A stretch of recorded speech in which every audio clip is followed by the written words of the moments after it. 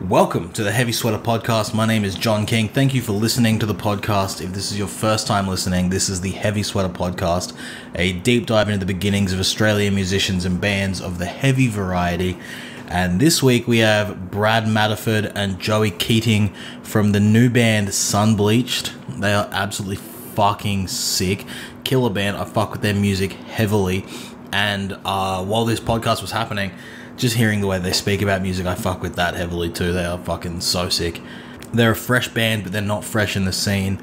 Brad is formerly of Road to Ransom, and Joey is formerly of Tired Eyes. So yeah, they're a great band, and check out their music. They have a single out right now called Flowers Grow from Ugly Places on all streaming services, and it's fucking sick. And they also have new music coming out very soon. I think December 4th is what they said in the podcast, but you'll hear it soon. So with all that being said, it's Wednesday, and you know what that means.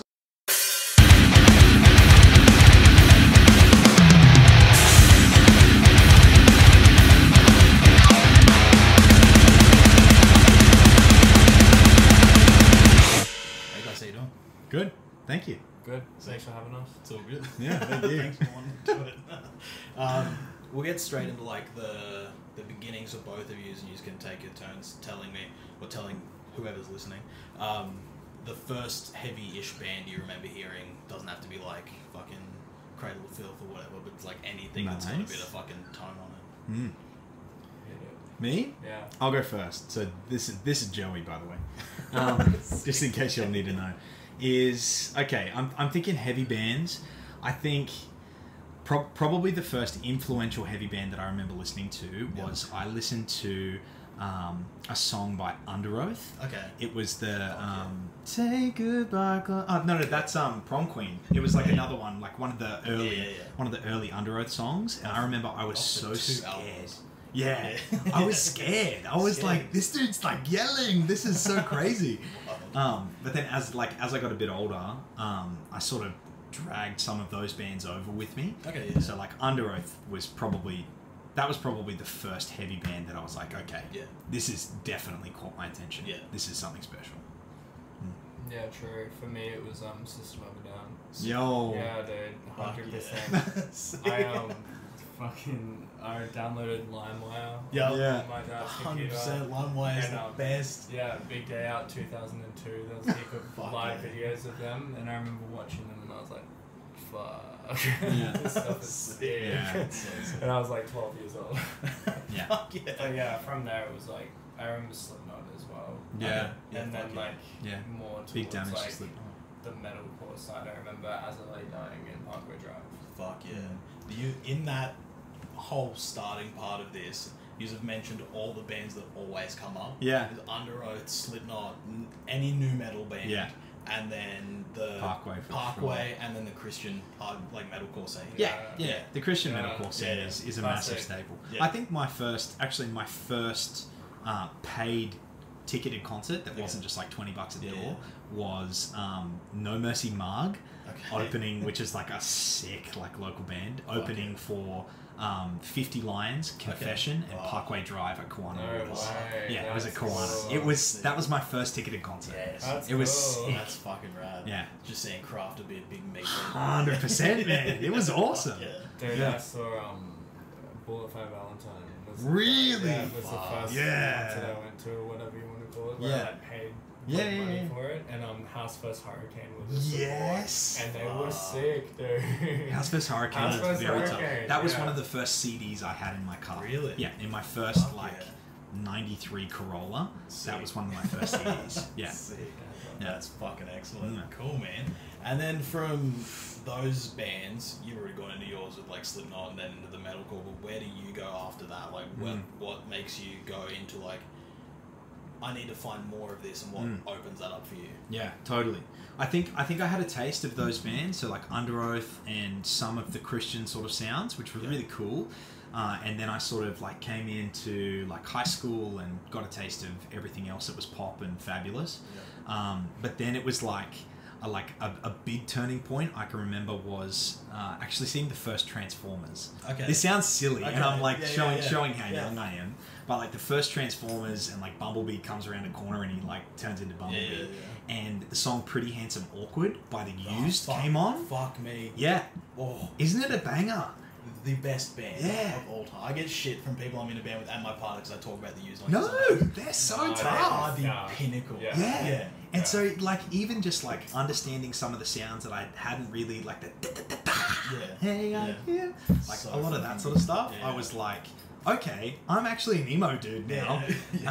And so, like, from the Used, it moved into, like, thanks to the aid of, like, one of my really close friends, Dylan, was like, it was Slipknot, it was Manson, it was Murder Dolls, it was 30 Seconds to Mars, 100. It was 30 Seconds to Mars. They're so tough, dude. Such a good, like, emo representation.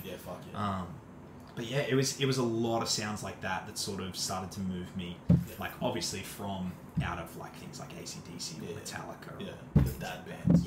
Totally. Trendy, cool bands. Out into the Used, bro. They're fucking best. Fuck, they're so good. Yeah. Can literally talk about them all day. Yeah, they're very good. Sick. And then what's yours, other than, like, the Slipknot type like, bands? I listened to, like, weird stuff. Like, it wasn't really, like, metal so much. It was metal as well, but it was like I always listen to rock music, like Silverchair. Silverchair's so sick. Smashing Pumpkins, Nirvana and stuff. Like I was always playing my mum's car. Like the grungy. And then my dad had like Black Album Metallica, like in his car. Like so it was that, and then like I don't know. I listened to heaps of rap as well. Yeah, I was gonna say Eminem would probably. Yeah, Eminem was massive for me. I think it was for every kid. Classic white boy. Huge. Dude. I don't know. I was just like, what is this man saying? I wasn't allowed to listen to it, bro. There's too much swearing. Yeah, and I knew I wasn't allowed to listen to it, so I was like, fuck, I want to listen to that shit. And then, just like growing up, it was just same old stuff. Cool. The classic metal bands that everyone listens to, like Prom Queen, Parkway Drive. I feel like Prom Queen don't get as much recognition as they do. Do you remember Red Shore? Red Shore was sick. Red Shore were very, very tough. I think I remember the first time I heard about them, I was watching like a other bands talk about their tattoos video, and it was Angelo Parente from Motionless in White was wearing red short moshies. What? Yeah, true. Yeah, and I was like, who the fuck is that band? And then I was like, they're from fucking Australia. What the fuck? Yeah. They were crazy. They were very good. But yeah, I can remember like riding my bike to school when I was like, I don't know, like 13, 14 years old, like trying to get me up a hill listening to Prom Queen or listening to Crafter or one of those guys. Fuck yeah, cool. And then from there, what makes you pick up instruments or be like, hey, I can fucking do that too? The guitarist is a Slow It Down for sure. Okay. Yeah, his name's Darren. Yeah. And Scars on Broadway. Yeah. He was just, I don't know, I just watched him live and just how he played guitar and like jumped around. He was crazy. He was playing these like crazy riffs and I don't know. It's just like it was amazing to me as a kid looking at that and I was like, man, that shit's cool. Like, I want to learn how to play guitar so I can do that. And he's a dynamic guitar player too. Like he's not just your standard like. He's got he's a weirdo. He's a strange man. But he just plays guitar really good. I really loved it. Fuck yeah. What about you? Like even before these bands are influencing, like I would be kidding myself if Jack Black wasn't the guy who if he wasn't the guy who made me want to pick up a guitar, because the dude can pick up an acoustic guitar and play like power chords and bar chords, and he makes you want to just like throw something. Tenacious D is 100%, man, 100%. And so like I think about like Jack Black in like Tenacious D Pick a Destiny or even like School of Rock or like, the show Tenacious D. I didn't see that. It was on like TV super late at night. It was made by HBO, and that's where Tribute came from. Really? Yeah, and then they made a video about. I've got a box set somewhere. Like, it's like the movie, a concert, and the show. Amazing. Yeah, incredible. It's fucking wild. Yeah. Yeah. But like that's obviously the thing that made me like want to go. Yeah, I want to learn how to play AC/DC songs. I need to learn them. But then like moving into this sort of side of things, it was that's raining on my back. Oh yeah, just close that window, man. It was definitely seeing like Under Oath perform, like watching like their Survive Kaleidoscope live DVD. I think I have that too. Yeah, like watching Tim and watching Spencer and Aaron especially, and being like, these guys are literally have nothing left. Yeah. They're like, it's just everything. And then moving into like Norma Jean and the Chariot. Like I've got Chariot tattoos, but like I think about like Stevis and like Skogan, and these dudes are literally people who are like, okay, I'm gonna lay my body down for my art. And that really inspired me to go from like just playing like Back in Black to actually writing riffs that I could like play and throw myself around to. Fuck yeah. So yeah. I think the drummer from the Chariot now plays in Fever 333. That's a guitarist, Stevis. Yeah. Who's very, very cool. Yeah. And that's the Let Live vocalist too. Yeah, Jason Allen, by the way. Yeah. Because when I saw that, they were another band that fucking would give everything 100 in their performance. Yes. Yeah, fuck Yeah. Sick. Yeah, so I love that stuff. There's no way I earned enough money to be able to smash all my guitars and like light stuff on fire and break bones. But in another life, I would absolutely do that. Yeah, for sure. Fuck yeah, cool. Yeah. And you guys just put out a single recently, and it fucking slaps. I listened to it before I got hit up about this. I was like, this band is fucking sick. Thank you. Yeah. Thank you. What's the beginnings of this band for both of you? Like, where did you come from before this, and then getting to this? You go first. No, you go first. Like, what bands did I come from before this band and stuff? I played in like metal bands when I was younger. Yeah. Played in Road to Ransom. Okay, fuck yeah. For like a year. My friend Dylan was like, hey, we need a great guitarist. And I was like, yo, I'm a guitarist. Yeah. I want to play shows. Let's do this. And then that ended, and then me and Dylan P.O.D, by the way. Yeah. He was the vocalist of Road to Ransom. We both joined Rivals for a bit. I don't know if you remember Rivals. Yeah, sick. Yeah, I remember Rivals. They were fucking sick. Yeah, and we played that for a little bit, and that was awesome. And then I just didn't do the band thing for a while, and then I'm pretty sure, I don't know, I just write songs. You know what I mean? Like, no purpose or whatever. Like, that's just what I like doing. So I had these songs, and then my friend Josh, which is now the vocalist of Sunbleached, obviously. I just showed him, and I was like, yo, like, you reckon we could do something with these? Like, something that's not metal. Yeah.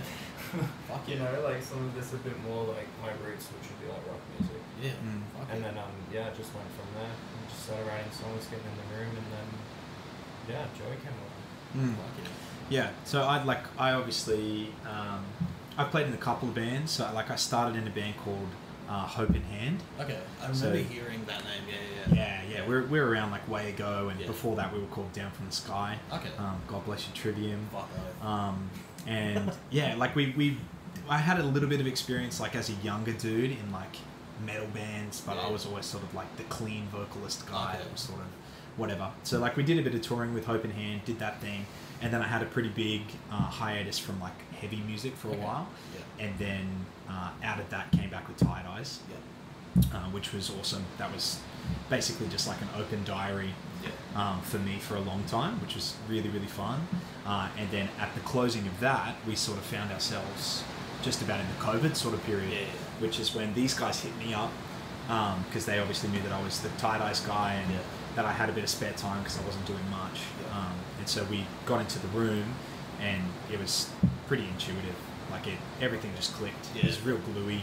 Like I'm sure you would know what it's like. Like when you get into a room with someone that works or someone that doesn't, and you're like, But it was just glue. So that was obviously the way that sort of thing came about. And the song that came out just recently, that's actually the first song I ever wrote for Sunbleached. Yeah. Sick. Yeah. Back to the used. Like way back. First time I put out was Making Memories, the first song I wrote. Fuck yes.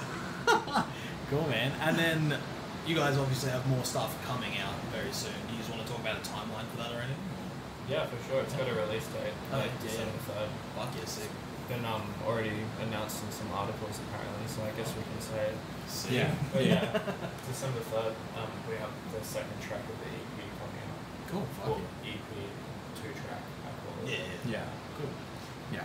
Which is going to be really cool. So like the whole concept of this 2-track was that the two songs were supposed to sort of be like two faces of the same coin. Okay.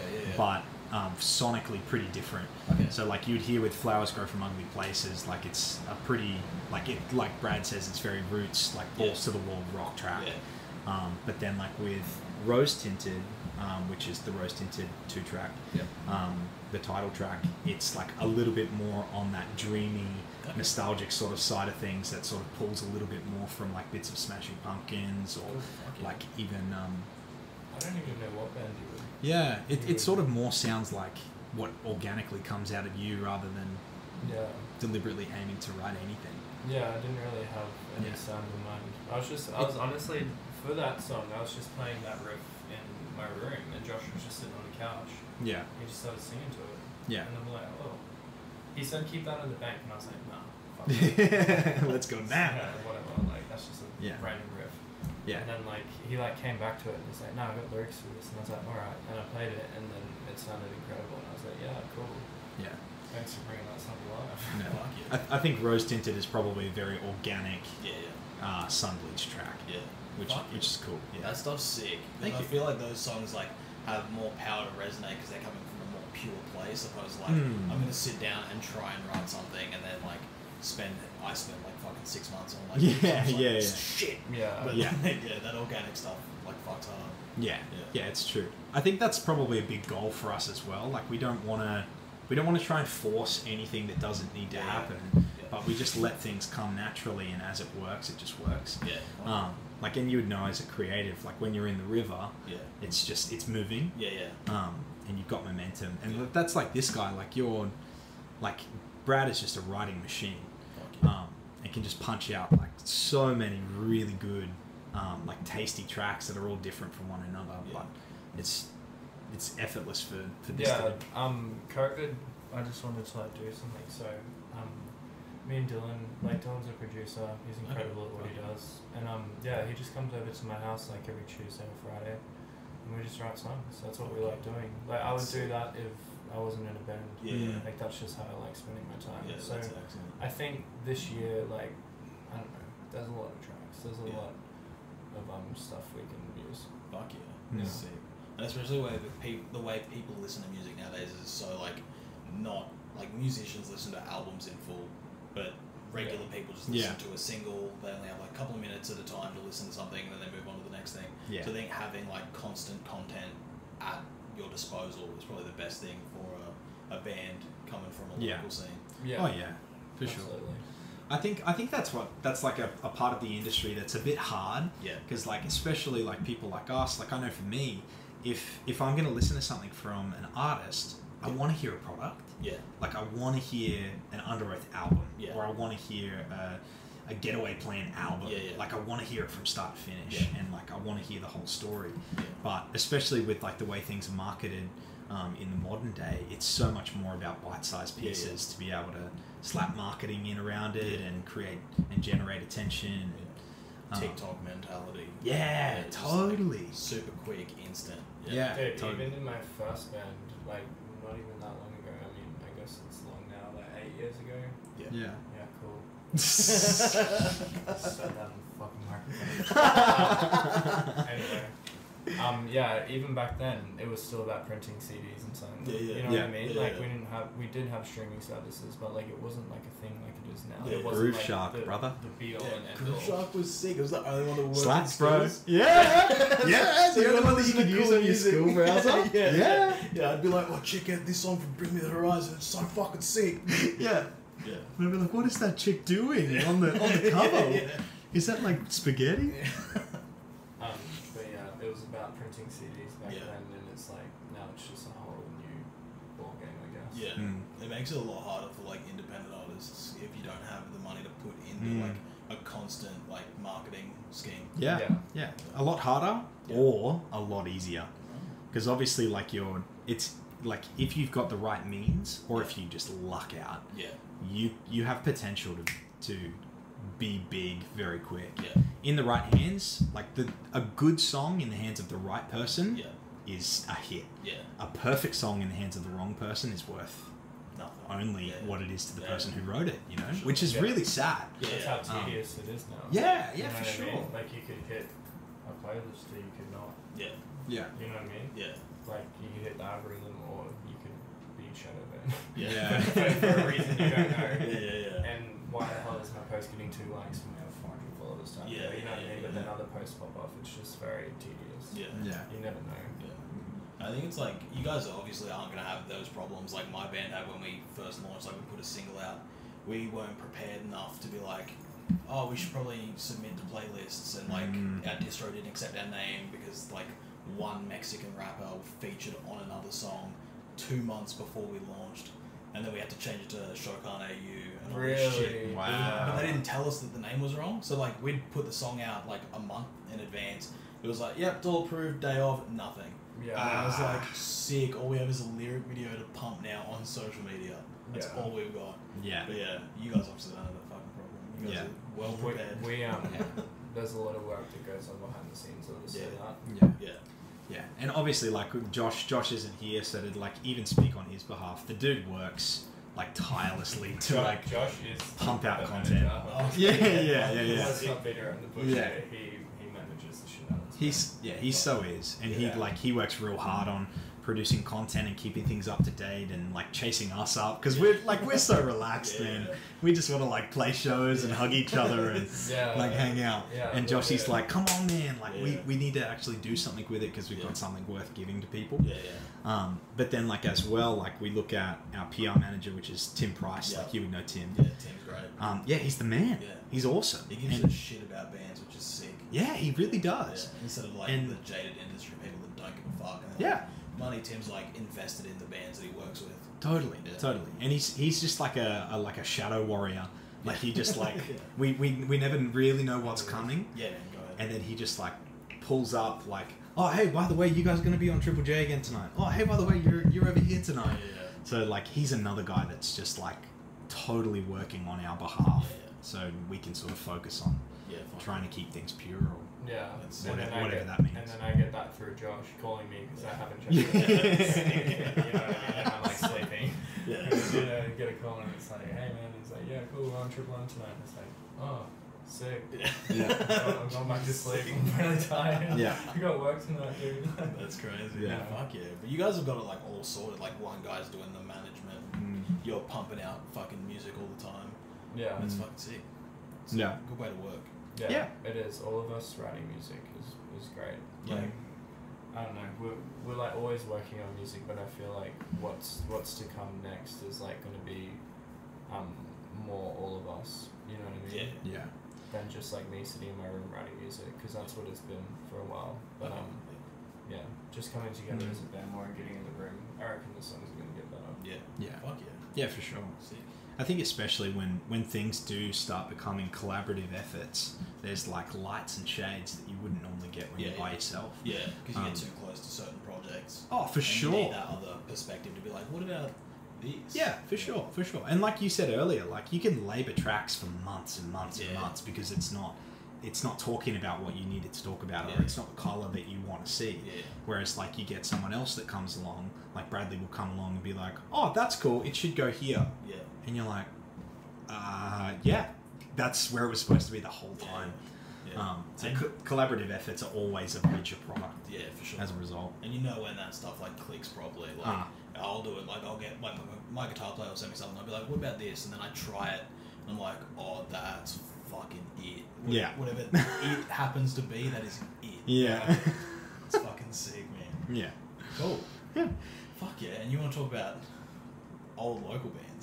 Yeah, man, come on, give it to me. This is the juice. This is the stuff at the bottom of the crock pot. Hand of Mercy are incredibly underrated. Hand of Mercy were great, bro. They were fucking sick. Is a banger. I played with Hand of Mercy, I'm pretty sure at Easterfest. Fuck yeah. Yeah, we were playing at the Powerhouse in Toowoomba. Fuck yeah. At like during the Easterfest, like the Christian Music Festival, and they were on after us, and they blew everyone away. Yeah, they were so good. So fucking good. Yeah. I'm trying to. I just gotta say, Countdown Armageddon are the best. Yo. Straight up. Like, so good. Yeah. I remember, so good. And all of the guys are very, very good blokes. Fuck yeah. Like, every single one of the dudes, you can't fault the character. They're so nice. All of them are great. Shit. Yeah, it was incredible hearing that stuff for the first time. Yeah, fuck yeah. Like, I saw them in Toowoomba, I'm pretty sure. We played that show. And they just blew us away. Like literally, like we didn't want to play afterwards. Like, fuck that. Like what the hell was that? Yeah. Just come out with like headliner band energy. Yeah. I literally just saw a band do that on the weekend. This new band called Dissect. Okay. They are fucking so sick. Like after they played before after us in Toowoomba, and I was like, yeah, nah, tomorrow night we should probably open. Like they're fucking hell sick. Yeah. It's like, I would tell everybody like, it's a bit like that. Hey? yeah, I was like, Dissect's not your favourite band, they are fucking now. Yeah. Like, they're so sick. Yeah. But yeah, fuck yeah. Yeah. Both So- killer bands. Very, very good bands. But I'm thinking like what my first ever metal concert. Yeah. I remember like just one of the dudes from like my youth ministry was like, "Hey bro, I'm going to see a rock show," and my mum was like, "Oh, I don't know about this." she suspect. dropped us off, and Josh Gow was out the front like throwing his fringe, and she was like, "Oh, I'm not sure you're allowed to leave." But like we went in, it was my first rock concert, my first metal concert. It was at Price Street Hall in Nambour. Okay. The show was once again No Mercy Marg. Yeah. It was Signal the Firing Squad. Yes. And I think it was Tomb of Doom. Oh, get fucked. Yeah. Ben Stacks is the fucking man. Yeah, it might have been Ailment, then Tomb of Doom. Yes. Yeah, that's so Yeah, good. that might have been it. And I can remember it, bro, because there was like a burgundy or like a maroon shirt with a bear on the front with two. Its arms were like chainsaws. Okay. Oh, the classic, classic metalcore. Yeah, you remember those metalcore shirts? Yeah, and they had like sharks and shit. My mum has a Day to Remember one that's like neon blue with like Pac-Man on it. 100%. Yeah. Ollie Sykes to think of that one. Yeah, they were the shirts, dude. Yeah. Yeah. Dated as fuck now. Oh yeah. They're trash now. Mate, I still got some drop dead sitting in the closet somewhere, like 100%. I got that cat brain somewhere in the closet. fuck like, Yeah. What is that? That's Drop Dead. Yeah, that was like drop dead before. And didn't they Ollie were get that cool or like something. the cat tattooed on his hand or something, or like on his palm? I don't know. He did a lot of cool stuff. Yeah, he did do some very cool things, man. Cool MySpace. Yeah, he's done some cool stuff. Man. Yeah, I've heard of him. Yeah. Yeah. Yeah, thank you. Yeah. That's a wild show though. Yeah, very, very wild. Yeah. But then even like dudes like In Heart's Wake, they would come through town and they would always rock everyone away. They're the same sort of like brand as you can imagine as Parkway. Yeah. Just sort of really, really cool dudes. Who else was in that local scene that just sort of blew everyone away? Dude, do you Like, remember when Make Them Suffer was coming out? Yeah, when they first started. Did you ever hit that?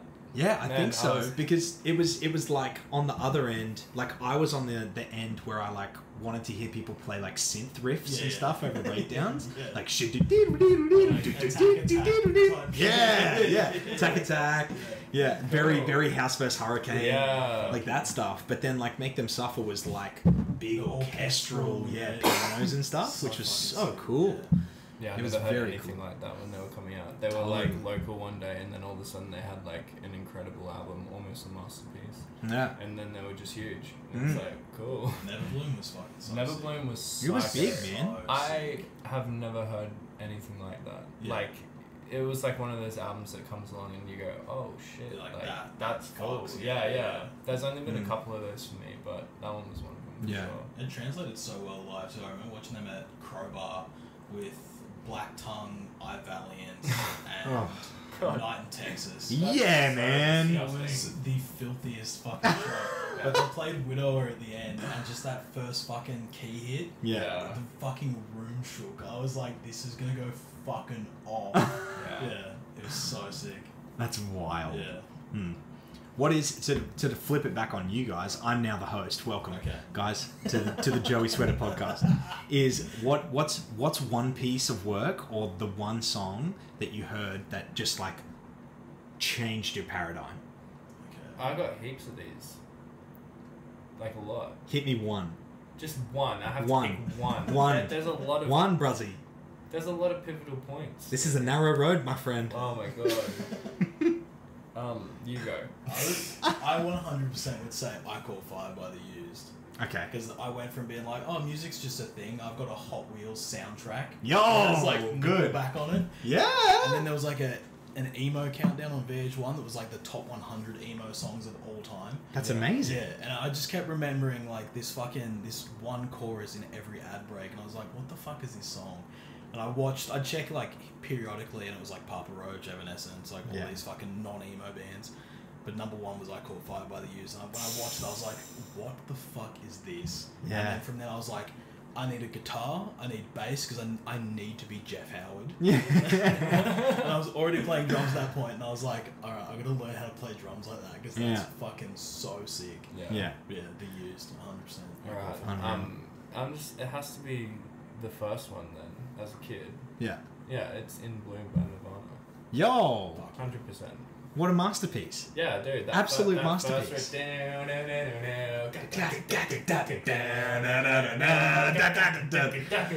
the way, our next EP is actually just going to be us making all of the instruments with our mouths. That's actually how it writes. But acapella. But no particular person is assigned to a particular instrument. sick. Everyone's playing drums. That's sick. So silly. Fuck yeah. I think about like the thing that like shattered my paradigm when I was like younger was coming through. Like I obviously came back to all of these bands that I didn't know I owed a very big debt to. Yeah. Like came back to bands like Pumpkins and Silverchair, definitely Nirvana, like all of these guys. Like I owe a massive debt to. But then like in that scene when I was young, I'm hearing bands like Tomb of Doom, I'm hearing The Ailment, I'm hearing like all these bits and pieces. We didn't talk about The Ailment. We don't have enough time to talk about The Ailment. The Ailment. Yeah, alright, keep going. But I was listening to these bands, I was like, okay, this is sick. But then I start listening to Northlane for the first time. Yeah. And I'm like, all right, this genre isn't real. Yeah. I was like, this is unbelievable. Yeah. Was But that when then- you heard the first riff, like... Yeah, and you're like, that's not a riff. You're like, that's not a fucking riff. Yeah. What is that? Yeah. And then it just goes... Oh, yeah. And it breathed so much life onto, like, instead of... It wasn't the alternating kicking fucking metalcore riffs anymore. It wasn't all like any of the... Which is still sick, God bless. Yeah. But, like, just moving into that territory that was a little bit more like... Even, like, listening through that album... What's that? Is that Genesis? Is the name of the... No, that's the first track. Singularity? It's called Discoveries. Discoveries. Yeah, that one. That one Unbelievable, like, changed the game for so many people. I remember in high school when that came out, everyone was like, this fucking band Northlane, and I was like way too emo and wanted to fucking deal with that. I was like, I don't give a fuck. Yeah. They don't wear makeup, I don't give a fuck. Yeah, yeah. Like, And listening I was back, like, I'm sorry, this bro, sick. just let me turn down my Born of Osiris. Yes, what can I do for you? But listening back, that's fucking sick. That's Yeah. a great album. Yeah, it was shattering. And like Aussie too, which is so sick. That album, I was hell into that album from the get-go. Yeah, Again, Dylan showed me in his car. He picked me up one night to go record music at his house. We were like 17, I'm pretty sure. Mm. And then It was such a car he's album. just like, he's like, hey, listen to this, and just puts on like Corruption, I'm pretty sure. And I was just like, what the fuck am I hearing? Like, this isn't real. Yeah. Yeah. And then Singularities is like that stage where like all the dudes get their first cars and they put massive sound systems in and you jump in with your bros and you're going through like Macca's drive-through to Bass turned all out. That was 100% me. Yeah, My friend had a Hilux and he's like changed all the speakers out for like real good ones, and he would just play that and the beginning of Earthwalker Yeah. in Heartswake, and those two like intros were just so fucked to listen to. Yeah.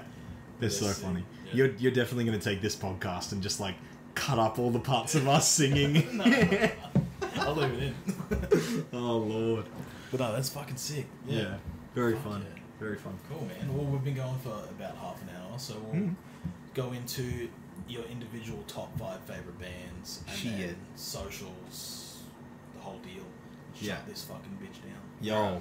Yo. You hit it. No, I'm not going first. You're not going first? I'm not going first. Right, so what I is just this? spoke for like Top 45. 5 albums or artists? Bands or artists, yeah. Oh, that's a hard one. It is. Alright, I'm so rocked. in no particular order except for the first one, which is Silverchair. Yes. Okay, what But- album? That's the tippy top. What album? Yeah. Dude, you can't do that to me. You must. The first album, like, I heard Frog Stomp obviously, and I was like, yeah, cool, this is sick. Israel's Son forever. Obviously. But like the first album that I heard from them where I was like, oh fuck, like this is like serious like music, like he's actually trying shit that I haven't heard, was Neon Ballroom. That's great. Mm. Yeah. It's incredible a wild album. Incredible Wild album. Like, album.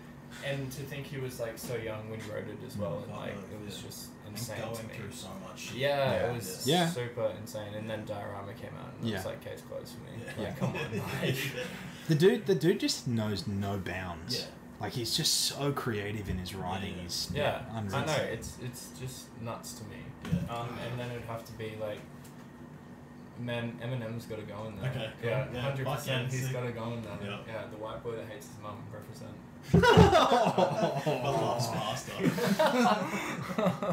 No, I don't know why. Eminem was always like massive for me as a kid. He was I huge think when it we was were yeah. young, Well, man. he He was. was He was so like big. literally like the most famous person in the world, probably. Yeah. Like everywhere I looked, it was just him on TV Yeah. or him on the radio, Yeah. and all the swear words were like beeped out, and I was like, man, Yeah. I wonder what he's fucking saying. Like, amazing. I remember I had a D12 album that was like just a compilation, and I found out recently it wasn't actually an album. It was just like a mixtape of like a bunch of different shit. dude, I have Slim Shady Shady Records mixtapes on CD, Fuck yeah, like that's sick. from back in the day when you used to get them on the front of like magazines and Yeah, stuff. I fuck have them yeah. like tucked away, like it's so bad. Yeah. Hey, yeah, dude, like, I have so many CDs. I'm like a hoarder. I Same, have man, just yeah. stupid shit that no one cares about, Yeah, and fuck I'm yeah, like, same. no one can touch them. I love that shit. Yeah. Yeah. All right. So what do we have? We have Silverchair, we have Eminem, and then we got System of a Down. Okay. Definitely has to be in there. Mm. Toxicity, that whole album,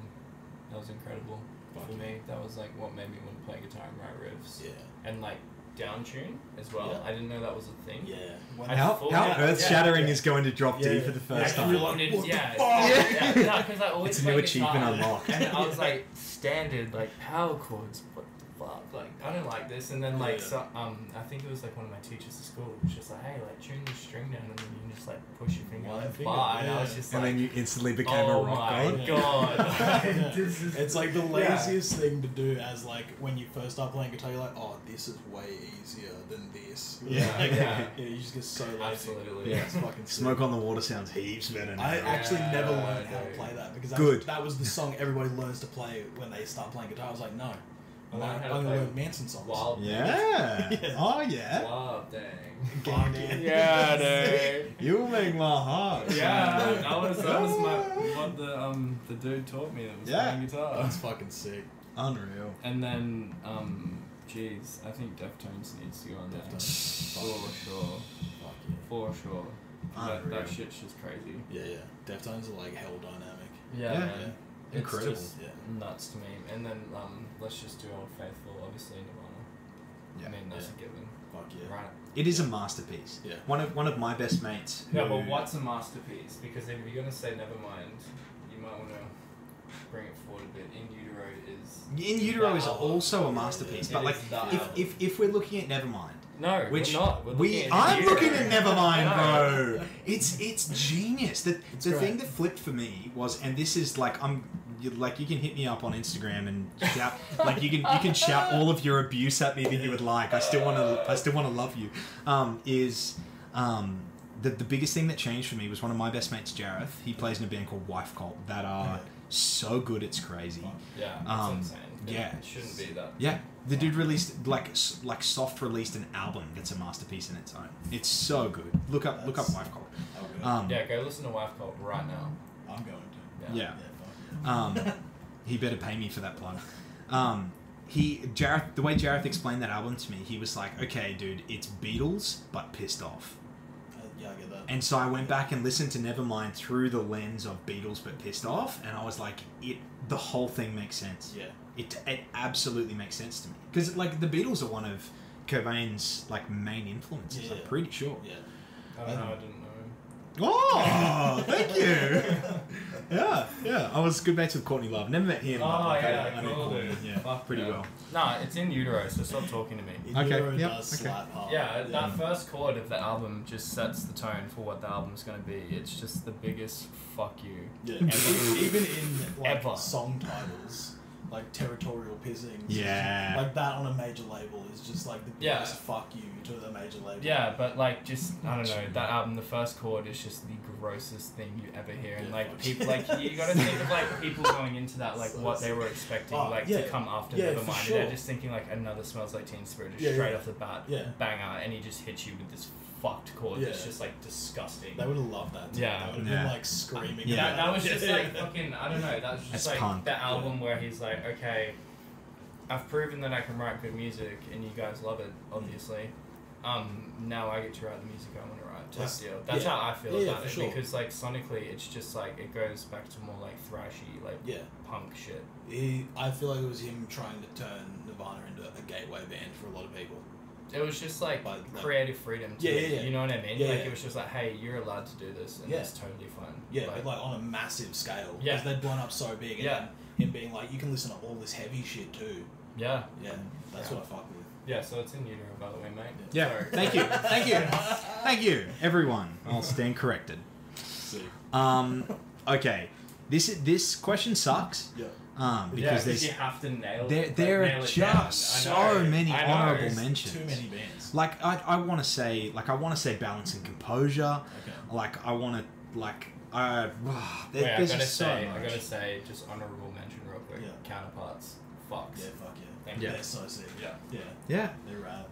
But Alright. there's What do you got? Hit so me. many honorable mentions. Like I want to do I want to say pianos can't become the teeth.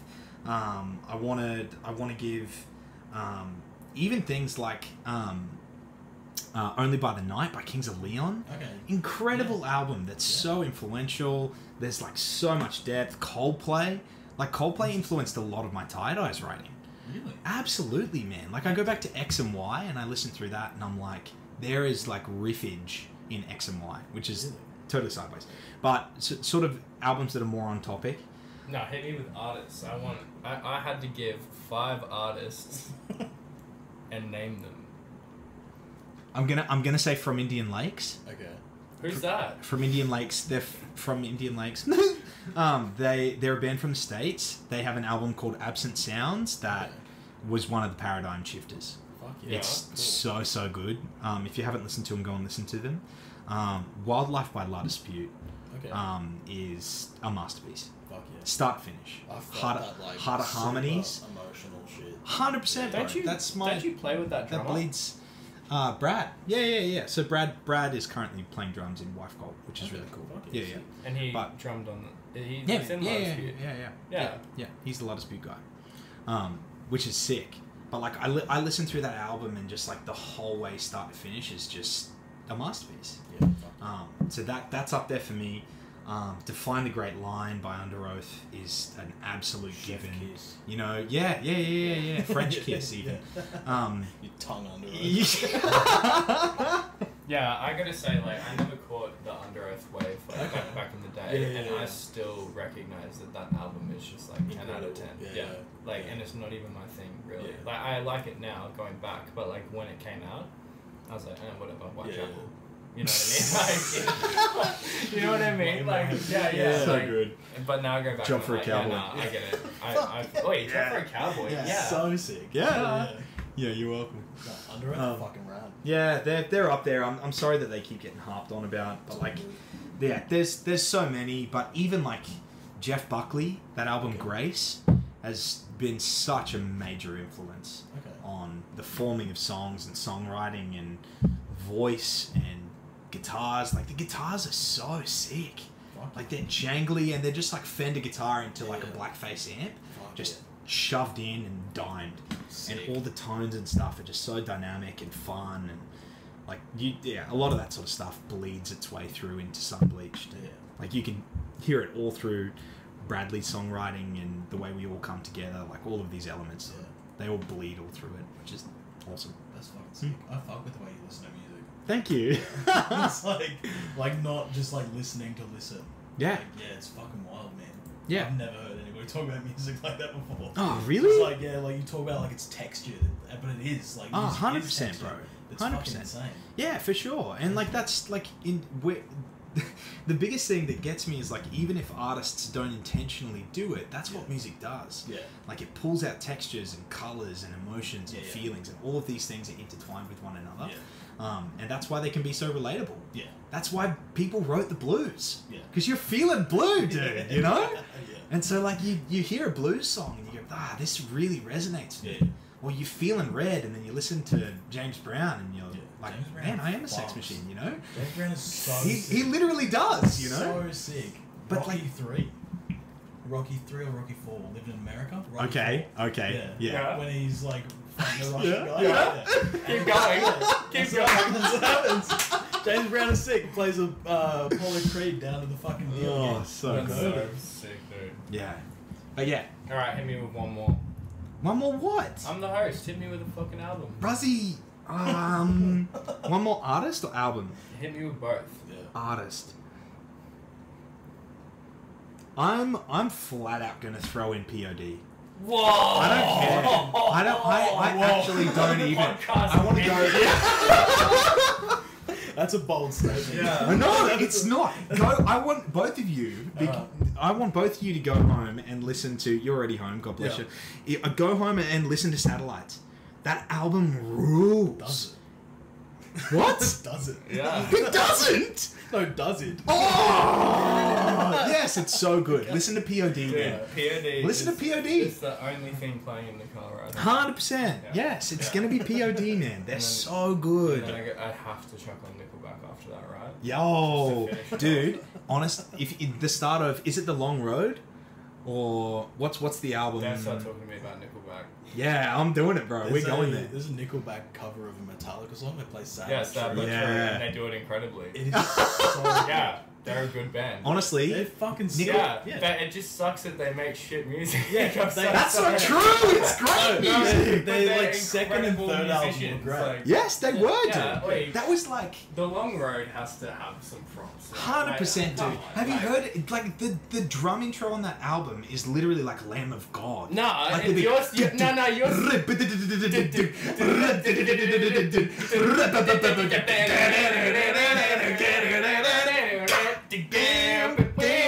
Yeah. That was incredible. Yeah, don't start talking about Nickleback. yeah, and that's the end of the podcast. Yeah, okay. Done for another week. A huge thanks to Brad and Joey, absolutely killer fucking people. The ending of this episode absolutely kills me. It's bullshit funny. As it was happening, I was like, this is incredible. But yeah, so the ending of that happened, and then they didn't get to their social, so I'll do that for them now. Check them out anywhere you fucking listen to music, on all streaming services. Check them out on Facebook at sunbleached. Check them out on Instagram at sunbleachedau. Check out Joey's Instagram at Joey__Keating. And check out Brad's Instagram at counterparts, but the A's are V's instead of A's. And if you like what I'm doing over here with the podcast, share it, tell a friend, subscribe, follow on Spotify, Apple Podcasts, YouTube, wherever you listen. Please fucking tell your friends. Support the podcast. Yeah, sometimes I do this and I get a little bit of imposter syndrome, and I'm like, oh, should I be doing a podcast? Like, I'm a fucking nobody, and all this shit. But going over the numbers and stuff, we're almost at 1,000 listens on every platform, which is fucking sick and a little surreal. This will be episode 21, and at the moment we're sitting just shy of 900. I think it's like 870 something, which is fucking sick. But yeah, check us out. Share it to your friends. Tell people. If you like what I'm doing, though, follow it on Instagram or like it on Facebook at Heavy Sweater Podcast. And next Friday, not this Friday coming, the following Friday, the 26th of November, Shokan are back at it again with the fucking ISO boys at Golby's Basement in Ipswich. It is Isolation, Deep Leech, Shokan, and Dissect. And at Dissect, they're your new favorite band. If you haven't heard them, listen to them. They're your new favorite band now. Just is what it is, really. So yeah, get tickets through at Shokan Band on Instagram or Shokan AU on Facebook, or go through Isolation socials, Deep Leech's socials, and Dissect socials. Come back next week for a new episode. Fucking thank you.